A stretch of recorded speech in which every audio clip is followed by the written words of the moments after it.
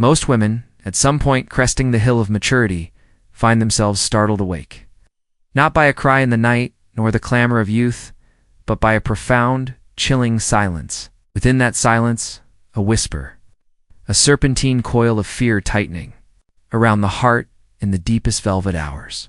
Speaks of fading relevance, of being unseen, unheard, perhaps even unloved. It murmurs of time slipping through fingers like silver sand, leaving behind only the echo of what was, or worse, the phantom ache of what never truly was. This midnight visitation isn't merely insomnia. It's the psyche's gong sounding an alarm. It's the shadow, that vast reservoir of unacknowledged pain, rejected desires, and buried aspects of the self, clawing its way to the surface of consciousness. It's demanding audience now that the relentless distractions of building, nurturing, and surviving have momentarily stilled. Consider this moment not as a symptom of decline, but as a sacred, if terrifying, summons. The ego, that carefully constructed persona honed over decades, the capable mother, the loyal partner, the indispensable colleague, feels its foundations tremble. Its power, often derived from external validation and defined roles, seems to evaporate in the moonless dark. This is the precipice where the false self begins to crack, revealing the raw, authentic being beneath. The fear isn't solely about aging or solitude. It's the terror of confronting the totality of who you actually are, stripped of the masks. It's the dread of meeting the rejected parts. The wild woman suppressed for propriety, the angry woman silenced for peace, the desirous woman shamed into submission. These exiled fragments don't vanish. They gather strength in the unconscious, coalescing into the shadow. And their power manifests as this pervasive, nameless anxiety haunting the silver hours. They whisper, "You built your life on sand. Who are you, truly, when the roles fall away?"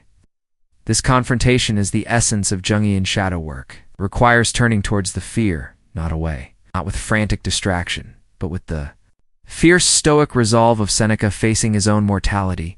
We suffer more often in imagination than in reality. The imagined terrors, abandonment, irrelevance, insignificance, loom monstrously at midnight. Yet the act of consciously bringing them into the light of awareness begins the alchemical process. Who is this you that feels unworthy? When did she first learn her value was conditional? Trace the lineage of that fear. It often roots in ancient wounds, childhood dynamics where love felt transactional, safety precarious, acceptance contingent on performance or pleasing. The patterns forged then replay now, projecting onto partners, adult children, friends, or the abstract specter of societal judgment. You see rejection where there may be simple human frailty. You perceive abandonment in another's necessary. Solitude, you interpret a lack of constant attention as proof of dwindling worth. This is the ego projecting its own deep-seated unworthiness onto the external world, creating a hall of mirrors reflecting only its own deepest fears, the man's. Quiet withdrawal isn't always indifference. It might be his own battle. The friend's lapse isn't personal dismissal. Yet, the wounded feminine psyche, starved for the validation it never fully internalized, screams otherwise in the void. The path through this midnight forest isn't paved with frantic searches for new external anchors. A younger lover, frantic, busyness, desperate, clinging to fading roles, that is the ego's terrified scramble. True liberation lies in descent. It requires sitting with the terrifying silence, listening to the shadow's whispers, not as ultimate truth, but as crucial. Data from the depths. What unmet need cries out? What unlived life mourns its passing? What boundary was never drawn, allowing others to define your worth? This is the sacred rage of Persephone rising from the underworld, not to destroy but to reclaim sovereignty. It demands ruthless self-honesty. Where have you betrayed yourself to keep the peace? Where have you dimmed your light to avoid outshining another? Where have you confused comfort for love, security for aliveness? The Stoics remind us, you have power over your mind, not outside events. You realize this, and you will find strength. Marcus Aurelius. Your worth isn't held hostage by another's gaze, their presence, or their affirmation. It resides in the unshakable core of your being, forged through conscious encounter with all that you are. Light and shadow, strength and vulnerability, the maiden, the mother, and the emerging crone whose wisdom is born of having faced the dark and returned. This initial terror, this midnight whisper, is the call to your greatest adventure, the journey of individuation. It is the summons to become whole, not merely nice. Authentic, not merely accommodating. Powerful in your essence, not merely influential in your roles. It begins here, in the quiet dread, with the courageous decision to listen inward, to embrace the totality of your story, and to reclaim the narrative of your worth from the ghosts of the past and the projections of the present. The fear doesn't vanish overnight, but its power to paralyze dissolves when met with conscious, compassionate awareness. You are not fading. We're preparing to radiate from a deeper, truer source. The echo of that midnight whisper lingers long after dawn bleeds gray at the window, stains the ordinary moments, the quiet breakfast, the familiar routine, the glance in the mirror that seems to hold more questions than reflections. This is where the shadow doesn't just whisper, it orchestrates. It pulls the strings of perception, weaving tapestries of meaning from the slightest thread of ambiguity. A partner's preoccupied sigh becomes a verdict on your diminishing appeal. A grown child's delayed phone call transforms into proof of your fading significance in their vibrant world. A friend's canceled lunch morphs into a silent referendum on your dwindling social currency. The ego, wounded and scrambling for its old anchors, readily accepts these distorted narratives as absolute truth. It feels easier, somehow, to blame the external world, the inattentive man, the ungrateful child, the indifferent friend, than to descend into the murky wellspring of that internal ache. Projection Jung called it the unconscious expulsion of our own disowned qualities, fears and wounds onto the convenient screen of another. Consider the partner whose quiet withdrawal sends tremors through your foundation. The narrative instantly constructed: he finds me dull. He seeks elsewhere. Time in the sun is over. But pause. Breathe into the raw space before the story solidifies. Is his distance truly about you? Or is it the echo chamber of your own deepest terror, the fear of being fundamentally unlovable, a fear perhaps seated long before this man entered your life? You project onto him your own rejected shadow of inadequacy, transforming his internal weather, his stress, his fatigue, his own unprocessed midlife contemplations into a personal rejection. You demand constant reassurance, a drip feed of validation to quiet the internal critic the shadow has amplified. Yet every reassurance sought externally only reinforces the core wound, the belief that your worth must be confirmed by another. Epictetus observed with piercing clarity, man is disturbed not by things, but by the views he takes of them. Your disturbance stems not from his silence, but from the catastrophic meaning you assign to it, meaning sourced directly from the unhealed caverns within. This projection isn't merely mental gymnastics. It manifests physically. The tightness in the chest when he doesn't call. The acid sting of jealousy when he speaks warmly of a colleague. The sleepless vigilance scanning for signs of waning affection. These are somatic flares, the body screaming. What the psyche is buried, ere the physical cost of carrying the shadow's burden, of living perpetually braced for the rejection you unconsciously believe you deserve. You become trapped in a self-fulfilling prophecy. The neediness projected creates tension. The tension pushes him further into his shell. His withdrawal confirms the original fear, deepening the cycle. It's a dance choreographed by ancient wounds, replaying dynamics learned at the knees of parents whose love felt conditional, whose attention was scarce, whose approval was a currency you learned to earn through performance or pleasing. The partner becomes the unwitting actor in your internal drama. Stand in for those original figures whose acceptance you craved, but perhaps never fully felt. You seek from him the unconditional love your inner child still starves for, a demand no adult can truly fulfill. This is the essence of the repetition compulsion, recreating the conditions of early wounding in a desperate, unconscious attempt to finally win the love, to finally be enough. The path towards liberation demands shattering this hall of mirrors. It requires the brutal, stoic honesty of turning the gaze relentlessly inward. Ask yourself, what ancient hurt does this present situation touch? When did I first feel this specific brand of abandonment, this particular flavor of unworthiness? Trace the lineage of the trigger. The feeling isn't new. It's an old ghost wearing modern clothes. The partner's quiet evening isn't the cause. It's the spark igniting the dry tinder of unresolved pain accumulated over decades. Taking responsibility isn't about blaming yourself for his actions. It's about reclaiming sovereignty over your reactions, your interpretations, your emotional landscape. It's recognizing that the storm raging within belongs to you. He is merely the weather passing through. Seneca's wisdom rings true. We are more heavily punished by our anger and vexation over a thing than by the thing itself. The punishment is self-inflicted, born from the refusal to confront the source of the pain within your own history. Within your own shadow, this is the arduous pivot point. Shifting from "why is he doing this to me?" to "why does this specific thing unravel me so completely?" And what buried aspect of myself, my rage, my need, my perceived inadequacy, does his behavior force me to confront? The shadow holds not only the bad, but also the disowned power. The suppressed voice, the unexpressed desire deemed too dangerous or unacceptable. Perhaps his distance triggers the rage you were never allowed to feel as a girl. Perhaps his preoccupation ignites the terror of your own insignificance, a fear rooted in being overlooked in a crowded family. The invitation isn't to blame him or coddle yourself, but to meet that triggered part with fierce compassion. To say to the raging inner child, "I see your fury. It is valid. You were overlooked, and that hurt." To say to the terrified girl, "I feel your fear of disappearing. I am here. You matter." This internal acknowledgement, this act of reclaiming your disowned fragments, begins to dissolve the need to project them outward.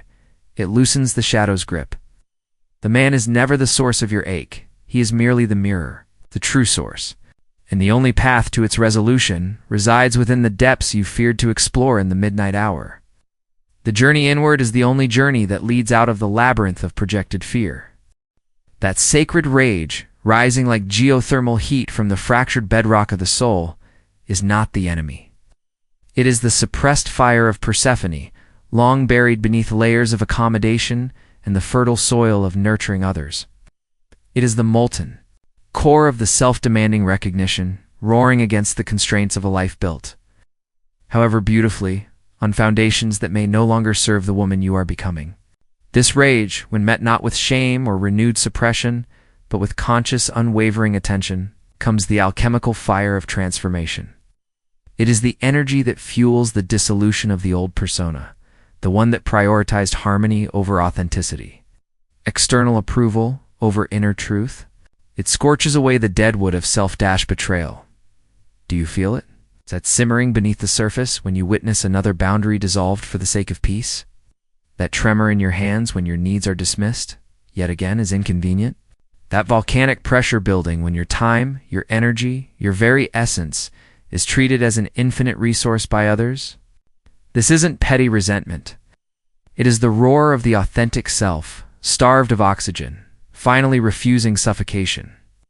It is the shadow's fierce ally, the protector emerging from the depths to guard the treasure of your intrinsic worth. To label this rage as unfeminine or destructive is to succumb to the very patriarchal conditioning that demanded its burial in the first place. Jung understood there is no coming to consciousness without pain, and the pain of suppressed rage turned inward becomes depression, lethargy, a soul-deep malaise.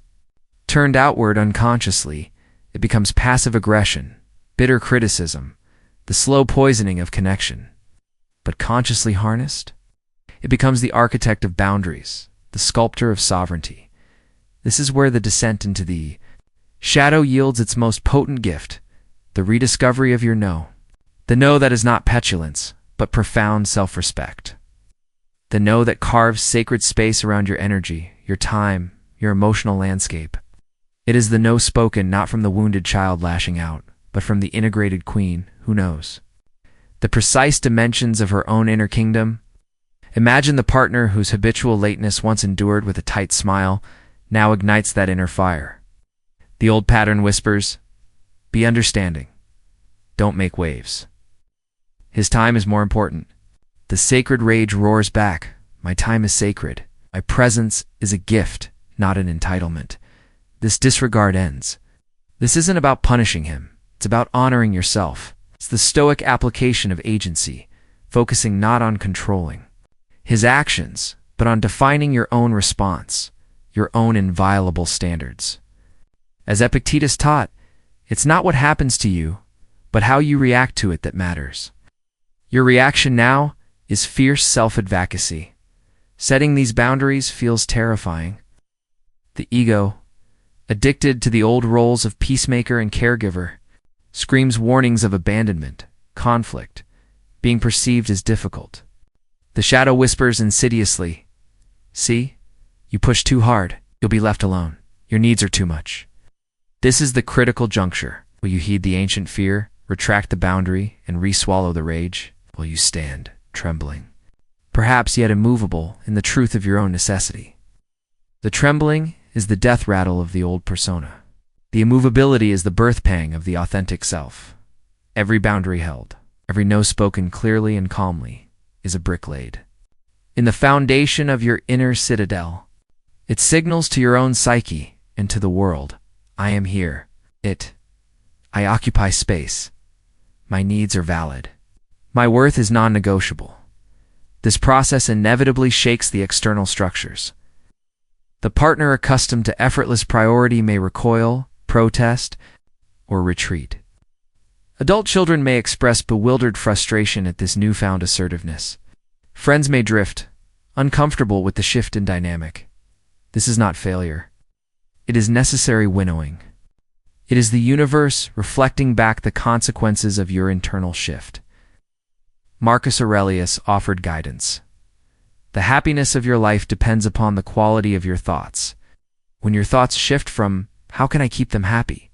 to "How can I honor my own truth?" the external landscape must rearrange. Relationships that can adapt, that can meet the authentic, boundaried woman, will deepen into profound new resonance. They will be built on mutual respect, not unconscious codependency. Those that cannot adapt will fall away, creating space. Terrifying, liberating space for connections aligned with your evolved frequency. This sacred rage, this boundary setting, is the crucible forging detachment. Not the cold detachment of indifference, but the empowered detachment of the sovereign self. It is the understanding etched in fire that your worth, your peace, your essential aliveness is an internal state, utterly independent of another's presence, approval, or behavior. You cease chasing the reflection of your value in their eyes. You cease demanding they fill the void only you can heal. You begin to relate from a place of wholeness, not lack.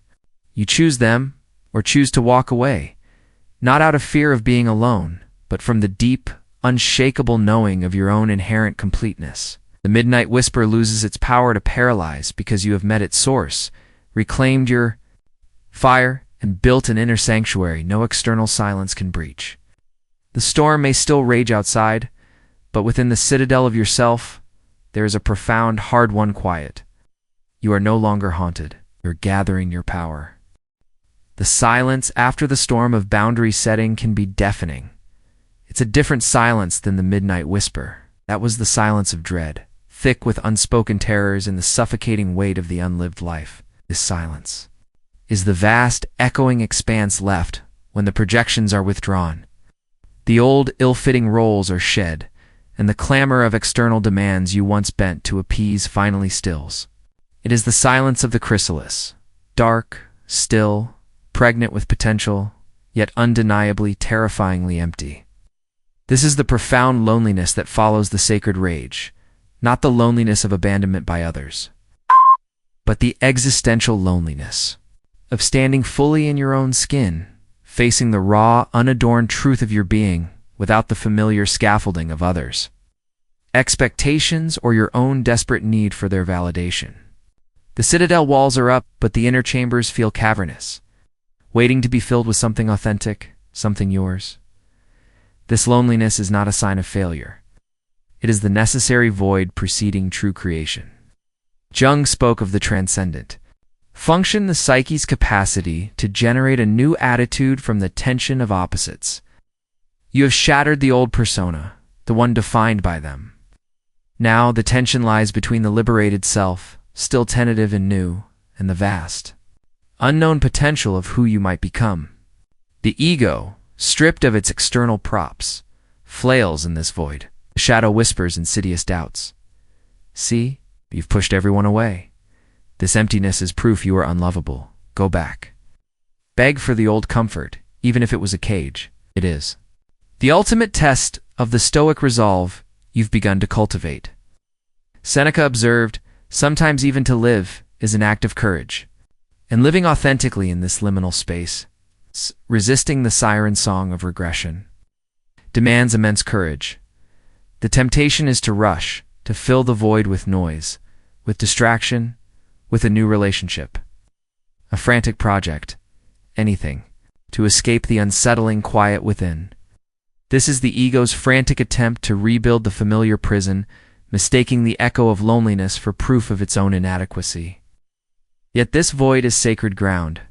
It is the fertile darkness where the seeds of your authentic life, nourished by the reclaimed rage and the hard-won boundaries, finally have space to germinate.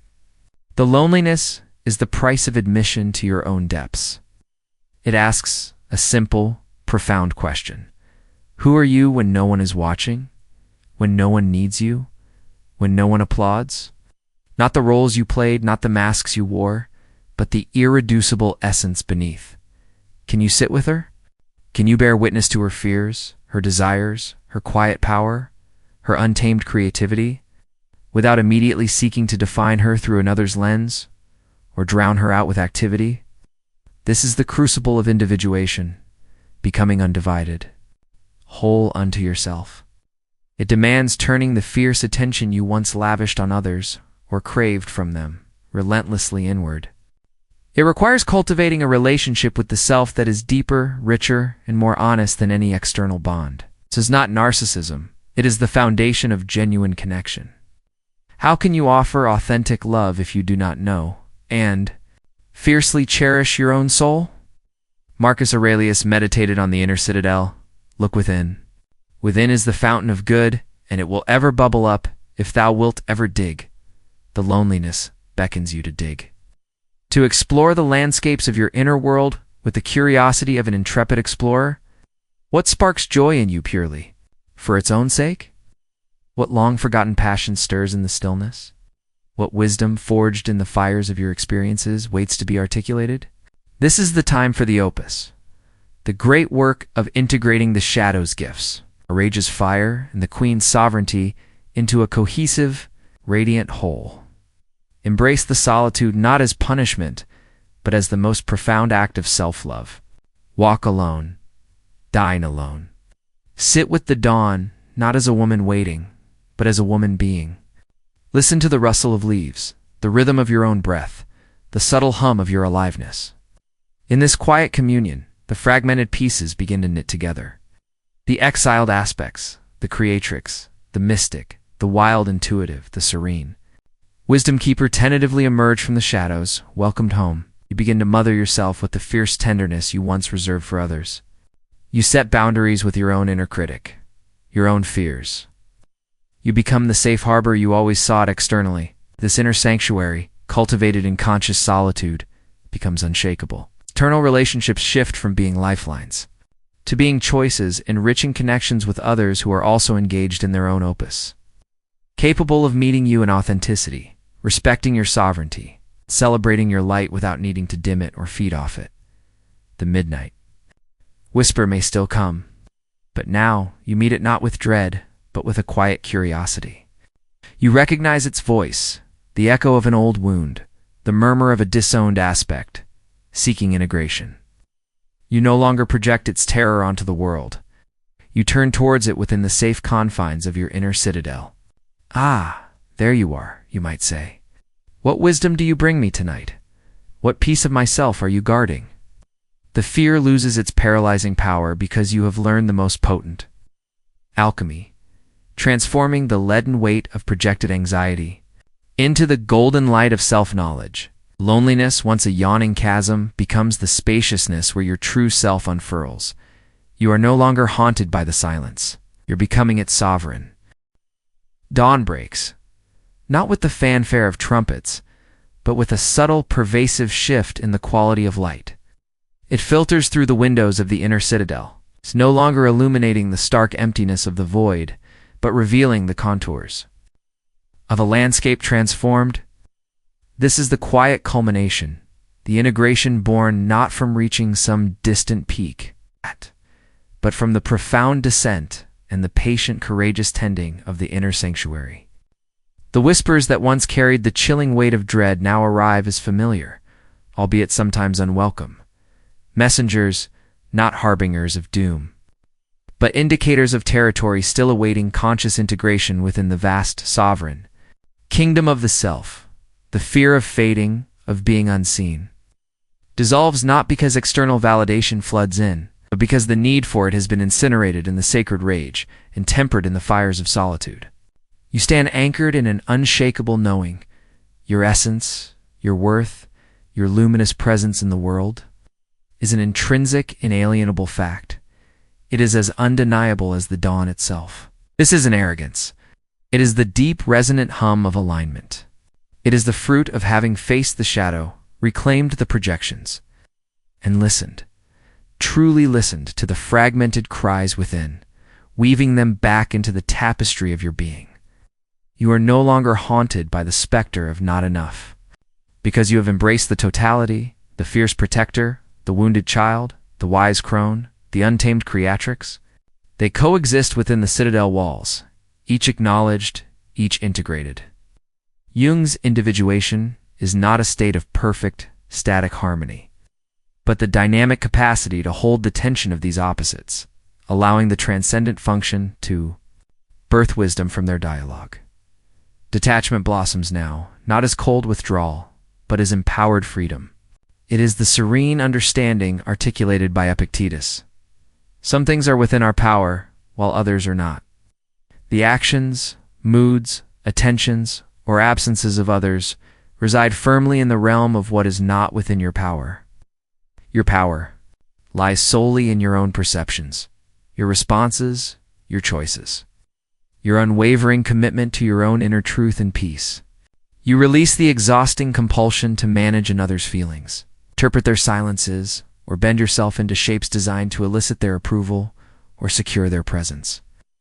You relate from a place of profound inner abundance, not desperate lack. You engage with the world, with partners, children, friends, not as a supplicant seeking crumbs of validation, but as a sovereign being offering connection from the overflow of her own completeness. Their choices become just that. Their choices. Their inability to meet you authentically reflects their limitations, not your worth. This is the rebirth, not into a new persona, but into the authentic core that was always there, obscured by layers of conditioning, fear, and misplaced responsibility. The silver years cease to be framed as a season of decline and become the era of profound emergence. The wisdom accumulated through joy and suffering, through building and releasing, through loving and losing, is no longer a burden carried in secret, but a radiant light consciously shared or fiercely protected, according to the dictates of your own discernment. You move through the world with a different gravity. Your yes carries the weight of genuine desire. Your no is an immovable boundary born of deep self-respect. You attract not out of need, but out of magnetic alignment. Relationships transform or fall away, not as catastrophic losses, but as natural consequences of your internal evolution. Space is held for those who resonate with the frequency of your authenticity, who honor your sovereignty as you honor theirs. The midnight whispers may still visit. An old trigger may flare. A moment of perceived slight might momentarily sting. But now, you possess the tools forged in the crucible of your own descent. You turn inward, not with panic, but with the calm assurance of the queen surveying her. Domain, you inquire gently. Which part of me feels activated? What ancient echo does this touch? What boundary needs reinforcing? or what self-compassion needs applying. The storm, once all-consuming, is now a localized weather pattern within the vast, stable landscape of your being. You observe it, learn from it, offer it sanctuary within your wholeness, and let it pass. The fear loses its dominion because you have claimed the throne of your own consciousness. This journey through the midnight whispers is the ultimate alchemy. The leaden fear of irrelevance, abandonment, and fading light has been transformed through conscious encounter with the shadow.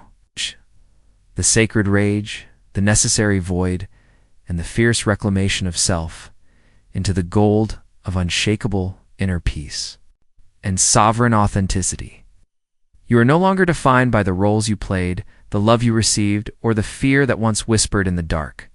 You are defined by the profound, hard-won knowing of your own intrinsic, undeniable worth. Stand complete. The woman who knows her worth doesn't chase, she chooses.